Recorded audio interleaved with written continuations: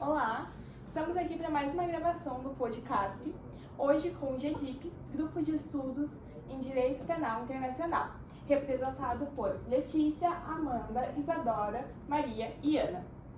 Eu sou Maria Eduarda, sou diretora de representantes da Gestão Horizonte. E eu sou Maria Eduarda Spiller, integrante do Centro Acadêmico Sobral Pinto. Meninas, a gente soube que recentemente vocês participaram de uma competição. Vocês podem falar um pouquinho mais sobre essa competição e o que ela é? Então, a gente, como grupo, a gente sempre participa todo ano de uma competição que chama IBA ICC Moot Court Competition. É uma competição sediada em Haia, lá no tribunal. E a gente participa todo ano, ela é anual. E esse ano, especificamente, foi a primeira vez que o grupo passou para a parte... a gente não teve esse ano, na verdade, rodada nacional, mas a gente foi tão direto para a internacional, que o grupo foi pela primeira vez para a AIA, para realmente competir. E a gente participou também nos anos anteriores, mas acabou sendo online por causa do Covid. E, então é meio que isso, assim. A competição é sobre o Tribunal Penal Internacional, então envolve crimes de guerra, crimes contra a humanidade, depende do caso que a gente pega cada ano. E é isso, no geral. A corte sempre lança um caso pra gente, né? Eles formulam um caso todo ano que lançam pra gente, daí a gente se divide no nosso grupo em 3. É sempre procuradoria, defesa governo ou vítimas. Dentro do nosso grupo, né? A gente se divide em 3 grupinhos. E aí a gente tem que fazer memoriais e speeches pra ir apresentar lá daí pros juízes, no caso. E nós sabemos que o Tribunal Penal Internacional, então, ele tem sede em Haia, na Holanda, né? E eu queria saber como que funcionou as rodadas orais, como que foi feito isso? Vocês fizeram todas as rodadas orais 100% em Haia, na Holanda, ou vocês foram, por exemplo, na sede do Tribunal Penal Internacional, ou vocês ficaram, por onde vocês ficaram? Então, a única rodada que acontece no Tribunal Penal Internacional é a rodada final, que a gente não foi para a rodada final, né? Inclusive quem foi a Universidade Federal da Bahia, eles foram os campeões. Então foi bem legal, porque a gente foi lá assistir, né? Então foi bem divertido. Mas assim, as rodadas, no geral, elas acontecem na Universidade de Leiden, no campus em Haia. Então a gente participou, a gente falou e apresentou em Haia mesmo, só na universidade. Certo. E com relação à questão mais de legislação e processo, a gente sabe que também que o Estatuto de Roma ele tem previsão legal para 4 crimes. E a curiosidade que a gente tem mais é qual que foi o crime escolhido para esse ano? Quais foram os fatos do caso? Então, o tribunal ele tem competência para 4 crimes, que é crime de guerra, pela ordem, né, do estatuto, é o crime contra a humanidade, crime de guerra, crime de genocídio, genocídio e crime de agressão. O crime de agressão, na verdade, ele é uma extensão assim, do crime de guerra. E esse ano, na verdade, não foi um crime que é de competência do estatuto, então esse que era a grande questão, era uma grande saída, né, principalmente para a defesa, para falar que não era competência do estatuto, porque era crime de ecocídio. É um crime que ainda não está no tribunal, mas ele tem todo um painel e uma defesa para ser adicionado como um novo 5º crime no Estatuto de Roma. Foi esse o caso desse ano. Você pode falar um pouquinho mais sobre o que é esse crime? Então, se quiser, né, complementando mais, o crime de ecocídio, eles são crimes que, sim, é o crime que ele tem o foco, o ataque na natureza mesmo, né? O caso desse ano, especificamente, foram sementes modificadas,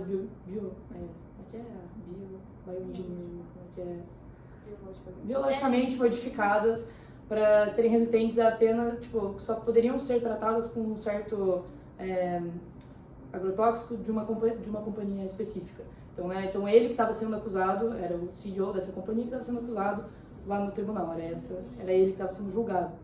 Não sei se quiser falar um pouquinho mais da legislação, porque a Ana entende pra caramba.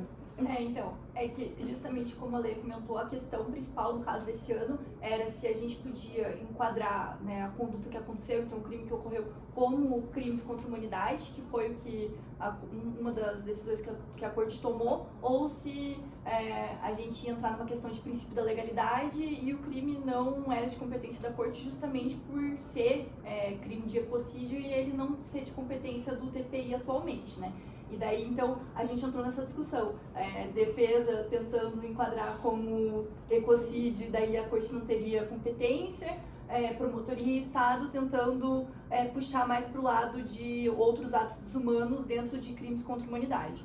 E daí, assim, a gente não vai conseguir dizer exatamente qual que é a definição pretendida de ecocídio, né? Mas é justamente como a Lê comentou, toda essa questão de destruição do meio ambiente, né? E algo bem forte que o TPI ainda não trabalha de maneira específica, né?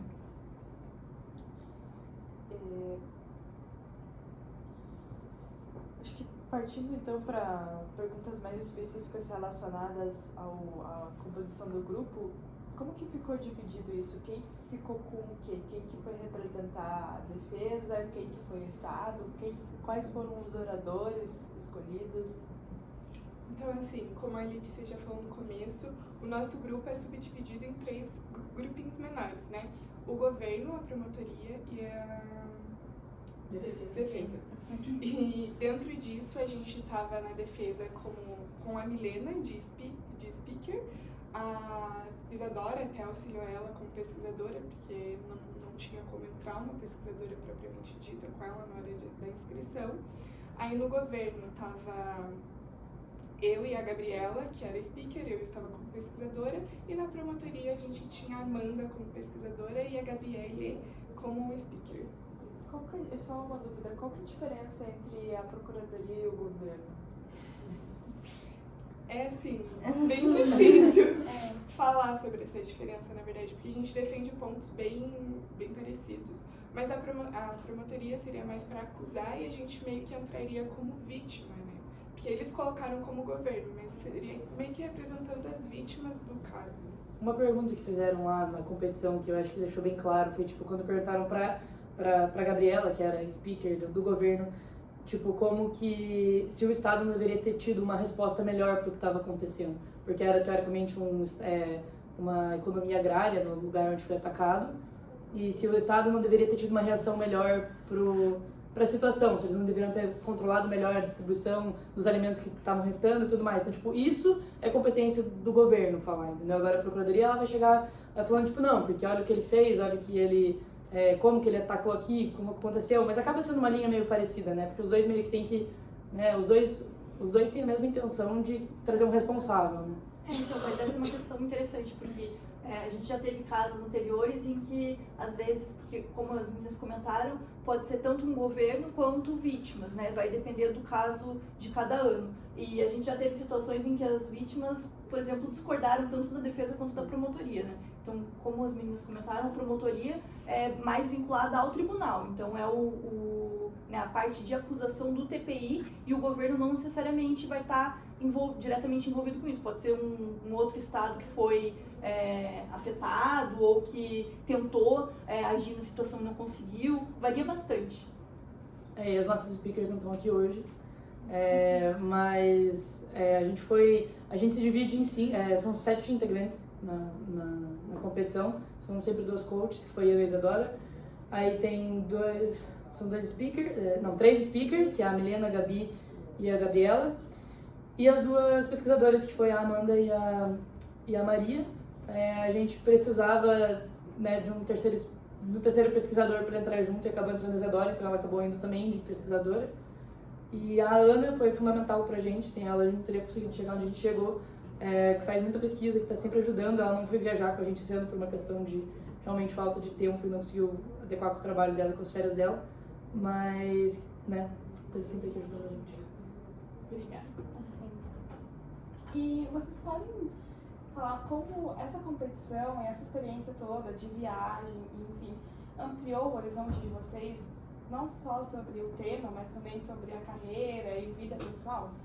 Então, lá a gente estava entre 87 equipes de 50 países, tanto que no primeiro dia, assim, quando começou, a gente teve um momento ali de conversar com eles. Foi muito bacana ver pessoas de diversas culturas, diversos países, com um pensamento totalmente diferente do nosso, mas que em algum momento a gente se encaixava ali no nosso argumento ou não.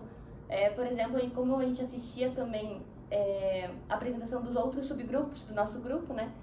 Eu da promotoria, eu vi argumentos da promotoria que eu nunca pensei, assim, tipo, mesmo dentro do mesmo caso, linhas de raciocínio totalmente diferentes. E também no encerramento a gente teve um pouco de contato ali com juízes, com professores, com pessoas de muito nome, assim, no direito penal internacional, que você já viu ele julgando algum caso, a gente já leu, assim, durante a nossa pesquisa, durante algum momento da competição da parte escrita, a gente leu o nome deles e chegou e falou, nossa, ele tá aqui na minha frente, eu vi ele, assim, sabe? Alguns também trocaram ideia, a gente conversou, inclusive, com uma menina da Unicuritiba, de outra faculdade, que ela foi ali como juíza. E dela contar como foi também foi muito legal, assim. Então, acho que foi muito bacana a gente sair um pouco da nossa bolha de só imaginar como eles seriam, de poder conversar, de poder ver eles ali, trocar uma ideia, foi muito legal, assim. E acho que, complementando o que a Amanda falou, a parte de networking para vocês foi muito importante, né? Então, poder conhecer gente de outras universidades, outros países, mesmo os juízes, né, professores. Com certeza, a gente, se precisar, a gente já tem nomes para chamar para palestra, para tentar envolver de alguma maneira com o grupo e até mesmo né, com faculdade. E até as próprias faculdades do Brasil também, que a gente encontrou, que foi a FGV e a UFBA, né, que acabou ganhando, então foi muito legal, né, ver o Brasil em primeiro. E também teve na final, né, a juíza que julgou a competição na final era uma juíza do Tribunal Penal mesmo. Então isso eu acho que pra mim foi isso. E é bem engraçado também ver a forma que cada um faz networking, né? Porque enquanto a gente estava lá no primeiro dia que a Amanda comentou, chegaram pessoas de outras nacionalidades distribuindo cartõezinhos de visita. Isso foi algo bem legal de se ver, porque assim, foi algo que a gente não pensou em fazer. E assim, eram cartões bem profissionais, com a logo da universidade, com o Instagram deles, com o número de telefone, e-mail. Então assim, é bem legal você ver. Fica a dica aí, galera.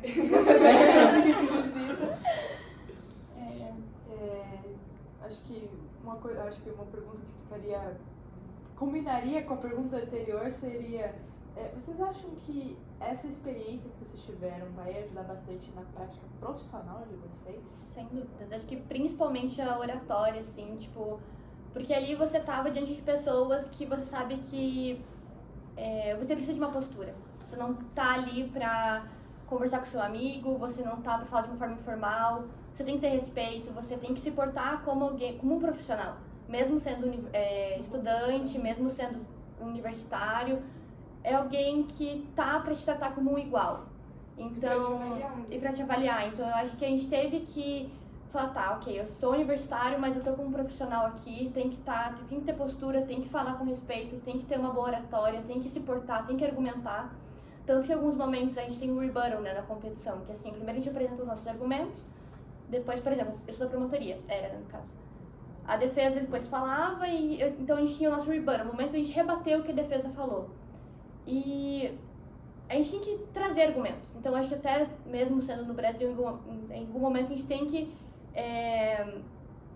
contra-argumentar o que a parte oposta nos disse. Então isso também foi muito legal, da gente ali no momento tal, o que a gente vai falar, como que a gente vai trazer, como que a gente vai mostrar que o nosso argumento é melhor. Então isso foi bem legal, assim, a gente acaba tendo que quebrar a cabeça também em estudar coisas novas, porque, tipo, por exemplo, a gente não tem na faculdade hoje, né, Direito Penal Internacional especificamente, então o nosso grupo, ele meio que aborda a gente faz um estudo nosso, a gente estuda, a gente se quebra sozinho, a gente pesquisa, a gente faz tudo que a gente consegue fazer pra estar estudando isso. Eu acho que isso que é o legal dos grupos, né, de estudo, todos que tem na PUC, na verdade, né, a gente tem uma variedade incrível, né, de grupos.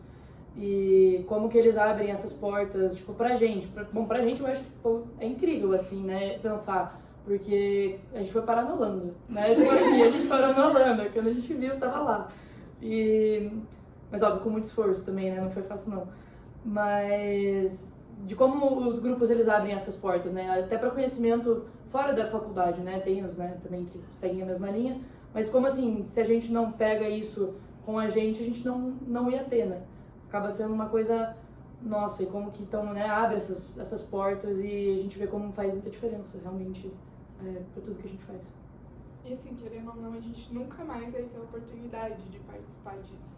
Porque assim, a gente pode até ir para a área como juíza, mas você não vai estar ali na posição de estudante tendo que lidar com a pressão de você estar na frente de um juiz e expor seus argumentos, entendeu? Então é bem muitas vezes argumentos novos, né? Tipo, se não tava você- preparada, mas vem a pessoa. Não, e essa é uma parte legal dos casos da competição, porque o TPI nunca coloca no caso pontos que ele já decidiu sobre. Então ele é quase como se os juízes quisessem que os próprios Que a universitários gente decidiu. trouxessem os argumentos para coisas que possivelmente eles vão ter que decidir no futuro. Então é bem legal isso. E eu acho que pra encerrar, então, meninas, por que vocês acham que os estudantes deveriam participar do grupo de estudos de vocês? E aí, gente? Tá, Quem eu vai acho fazer que propaganda? Eu acho que não só do nosso grupo, né?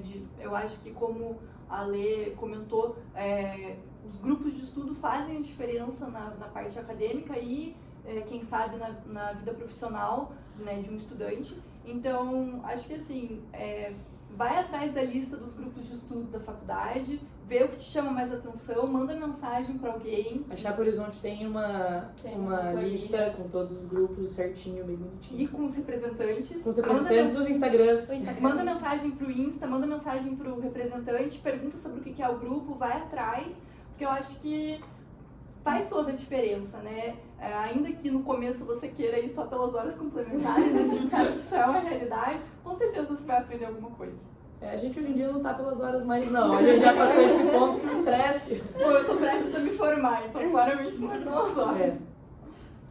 E antes de fechar a entrevista, vocês têm um processo seletivo pro grupo? Como é que é? Recentemente a gente fez o nosso pré-linha de pesquisa. Agora vai as férias, né? Mas no segundo semestre, logo começarem as aulas, a gente está pensando já em abrir o processo seletivo. O caso geralmente ele vem ali por novembro. Isso é. Mas a gente sempre abre o processo seletivo antes para ter uma noção, né, de como funciona o Estatuto de Roma, a competição, para ter uma base. A gente sempre divulga o nosso Instagram, @gdip_bookpr, se não me engano. A gente sempre posta lá, já avisa que vai ter, avisa que tá tendo, posta o edital, tira dúvida, é bem legal. A gente tá sempre lá postando no Stories, no feed. Inclusive no feed a gente traz um pouquinho, assim, é resumido, porque não dá pra postar tudo, mas a gente traz um pouquinho das coisas da competição, tem post do Estatuto de Roma explicando por que ele foi criado, como que é. A gente traz alguns casos também, porque a gente usa muito caso na competição, usa muita jurisprudência, muita mesmo. Tanto que a gente viu que faz muita diferença a gente ter esses casos pra ter de argumentos, a gente já traz um pouquinho ali. Mas a gente vai abrir sim, no começo do segundo semestre vai estar já vamos divulgar no WhatsApp, em tudo a gente vai abrir sim. Então, perfeito, meninas. Eu queria agradecer a todos que escutaram, assistiram a gente, agradecer a vocês que participaram. Fica registrado o convite para quem quiser conhecer um pouquinho mais do grupo, participar, podem falar com as meninas. No CASP também temos uma listinha com os grupos, caso tenham interesse em outros. E eu encerro por aqui, pessoal. Muito obrigada a todos e até a próxima. Obrigada. Até a próxima. Tchau, tchau.